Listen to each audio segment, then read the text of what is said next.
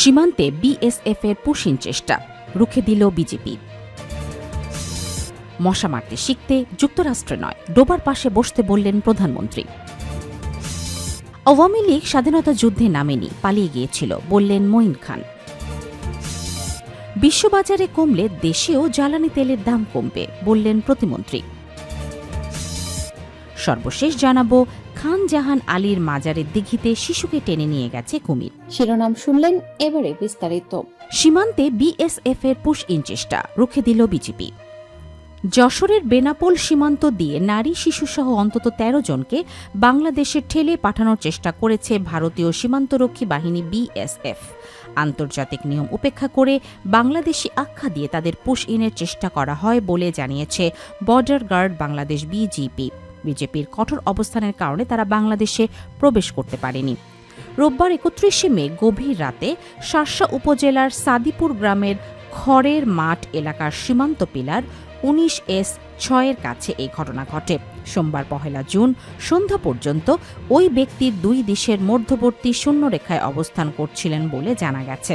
BJP সূত্র জানায়, ভারতের উত্তর ২৪ পরগনা জেলার জয়ন্তীপুর সীমান্ত দিয়ে কাঁটাতারের গেট খুলে বিএসএফ সদস্যরা কয়েকজন নারী, পুরুষ ও শিশুকে বাংলাদেশ সীমান্তের দিকে ঠেলে নিয়ে যাওয়ার চেষ্টা করে। তাদের বেনাপোল আন্তর্জাতিক চেকপোস্টের উত্তরের সাদিপুর সীমান্ত এলাকায় জড়ো করা হয়। আগে থেকেই সতর্ক অবস্থানে থাকা বিজেপির টহল দল দ্রুত ঘটনাস্থলে পৌঁছে পুশ ইনের চেষ্টা প্রতিহত করে।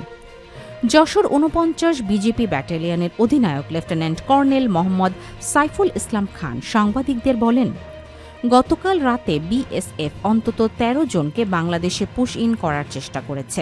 আমরা তাদের বাংলাদেশে প্রবেশ করতে দেইনি। তিনি জানান, রাতভর সীমান্ত এলাকায় টহল জোরদার রাখা হয় এবং জেলার সব সীমান্তে নজরদারি বাড়ানো হয়েছে। তিনি আরও বলেন, আমরা বিএসএফকে জানিয়েছি তারা যদি বাংলাদেশের নাগরিক হন তাহলে রাষ্ট্রীয় প্রক্রিয়ার মাধ্যমে পাঠালে আমরা গ্রহণ করব, কিন্তু অবৈধভাবে ঠেলে দিলে তা গ্রহণযোগ্য নয়। আমরা কোনোভাবেই জিরো লাইন অতিক্রম করতে দেব না। মশা মারতে শিখতে যুক্তরাষ্ট্রে নয়, ডোবার পাশে বসতে বললেন প্রধানমন্ত্রী। চট্টগ্রাম সিটি কর্পোরেশনের মেয়র ড শাহাদত হোসেন ও ৫ কর্মকর্তার যুক্তরাষ্ট্র সফরের প্রস্তাব নাকচ করে দিয়েছেন প্রধানমন্ত্রী তারেক রহমান।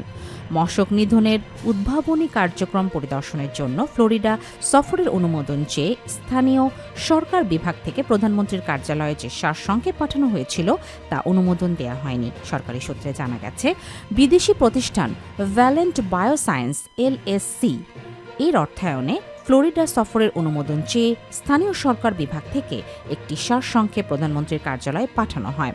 প্রস্তাবিত সফরের উদ্দেশ্য ছিল মশক নিয়ন্ত্রণ ও নিধনের বিভিন্ন উদ্ভাবনী কার্যক্রম পরিদর্শন করা। প্রস্তাবের বিষয়ে প্রধানমন্ত্রী তার মন্তব্যে বলেন, মশক নিধন শেখা বা দেখার জন্য যুক্তরাষ্ট্রের ফ্লোরিডায় যাওয়ার প্রয়োজন নেই। দেশের বাস্তব পরিস্থিতির মধ্যেই কার্যকর ধারণা ও উদ্ভাবনী পদ্ধতি খুঁজে পাওয়া সম্ভব বলেও তিনি মত দেন।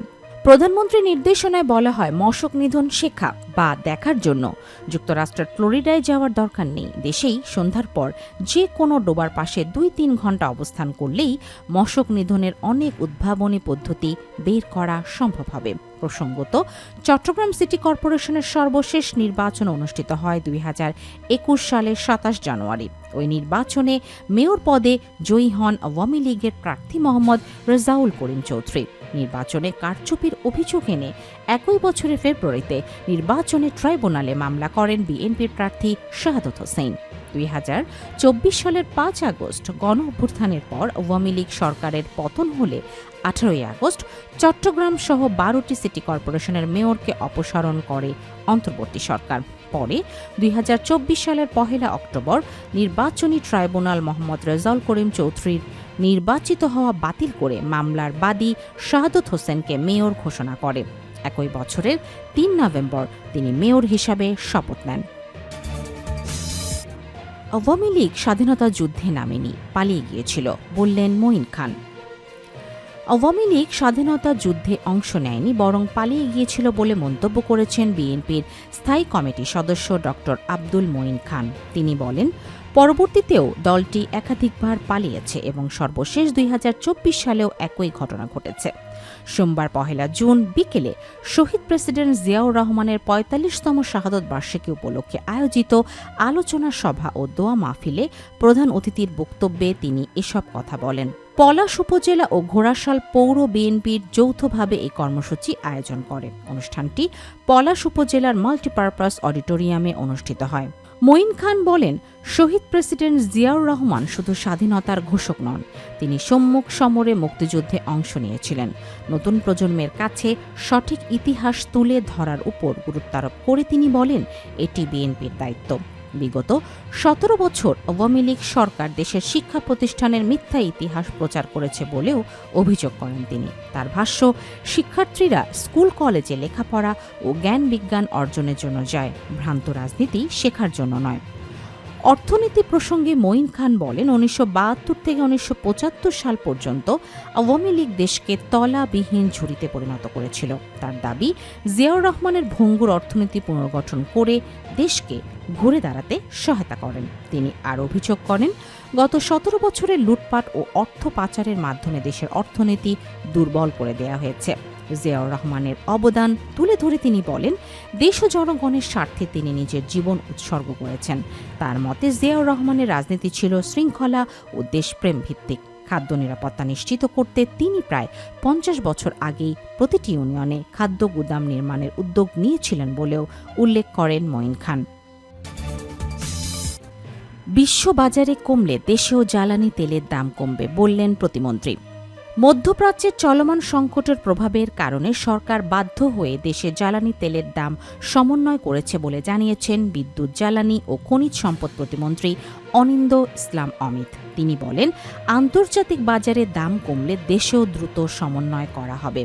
সোমবার 1 জুন সচিবালয়ে নিজ দপ্তরে সাংবাদিকদের সঙ্গে আলাপকালে এক প্রশ্নের জবাবে প্রতিমন্ত্রী এসব কথা বলেন। তিনি জানান, সরকার কোনোভাবেই অপ্রিয় সিদ্ধান্ত নিতে চায় না। আমরা বারবার বলেছি, সরকার তখনই এমন সিদ্ধান্ত নেয় যখন একেবারে উপায় থাকে না। মূলত মধ্যপ্রাচ্য সংকটের বর্তমান বাস্তবতার কারণে এই মূল্যবৃদ্ধির সিদ্ধান্ত নিতে হয়েছে বলে বলেন তিনি। দেশে জ্বালানি তেলের ব্যবহার প্রসঙ্গে প্রতিমন্ত্রী জানান, মোট ব্যবহারের প্রায় ৬৬% ডিজেল। এই খাতে সরকারকে সর্বোচ্চ ভর্তুকি দিতে হয়। এরপরেও সাধারণ মানুষের উপর প্রভাব বিবেচনায় ডিজেলের দাম অপরিবর্তিত রাখা হয়েছে। তিনি বলেন, সাধারণ মানুষ যাতে ক্ষতিগ্রস্ত না হন সে বিষয়টি বিবেচনায় রেখে ডিজেলের দাম বাড়ানো হয়নি। তবে আমরা নিরুপায় অবস্থানে রয়েছি, তাই কিছু ক্ষেত্রে সামান্য মূল্য সমন্বয় করতে হচ্ছে। বিশ্ববাজারে পরিস্থিতি নিয়ে তিনি আশাবাদ ব্যক্ত করে বলেন, আমরা আশা করছি মধ্যপ্রাচ্যের সংকট দ্রুত সমাধান হবে। আমি দায়িত্ব নিয়ে বলতে পারি, যদি আন্তর্জাতিক বাজারে জ্বালানি তেলের দাম উল্লেখযোগ্য হারে কমে তাহলে দেশের বাজারেও দ্রুত তা সমন্বয় করা হবে। এর আগে রোববার ৩১ মে রাতে জারি করা এক প্রজ্ঞাপনে ডিজেল ছাড়া অকটেল, পেট্রোল ও কেরোসিনের দাম লিটার প্রতি ৫ টাকা বাড়ানোর ঘোষণা দেয় সরকার। নতুন দর সোমবার 1 জুন থেকে কার্যকর হয়েছে। খান জাহান আলীর মাজারের দিঘিতে শিশুকে টেনে নিয়ে গেছে কুমির। বাগেরহাটের হযরত খান জাহান আলী রহমতুল্লাহ আলাইহের মাজারে ফাতিমা নামের ৮ বছরের একটি শিশুর পা টেনে নিয়ে গেছে কুমির। এই ঘটনার পর সেখানে উদ্ধার তৎপরতা চালানো হচ্ছে। সোমবার 1 জুন রাত ৮টার দিকে এই ঘটনা ঘটে। সর্বশেষ রাত ৮টার দিকে এই রিপোর্ট লেখা পর্যন্ত ওই শিশুর খোঁজ মেলেনি এবং উদ্ধার তৎপরতা চালানো হচ্ছে।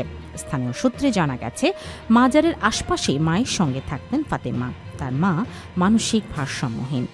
সোমবার রাতে সে পুকুরে নামলে হঠাৎ তার পা টেনে নিয়ে যায় পুকুরে থাকা কুমিরটি। ঘটনা জানাজানির পর সেখানে মাজার কর্তৃপক্ষের লোকজন ছুটে আসেন। পরে ফায়ার সার্ভিসকে খবর দেয়া হলে উদ্ধার তৎপরতা শুরু করেন ফায়ার সার্ভিসের সদস্যরা। বাগেরহাটে কুকুর কুমিরের কাণ্ডে দায়ীদের আইনের আওতায় আনার নির্দেশ দিয়েছেন প্রতিমন্ত্রী। শিশুকে টেনে নিয়ে যাওয়ার বিষয়টি নিশ্চিত করে মাজারের খাদিম ফকির তরিকুল ইসলাম বলেন যে শিশুটিকে নিয়ে গেছে সে ৮ বছরের বাচ্চা। তার নাম ফাতেমা। জানতে পেরেছি গোসলের জন্য সে নেমেছিল। তাকে হঠাৎ কুমির আক্রমণ করে পা টেনে নিয়ে গেছে। তাকে কয়েক সেকেন্ডের মধ্যে পানিতে টেনে নিয়ে গেছে। আমরা সবাই মিলে তাকে উদ্ধারের চেষ্টা করছি।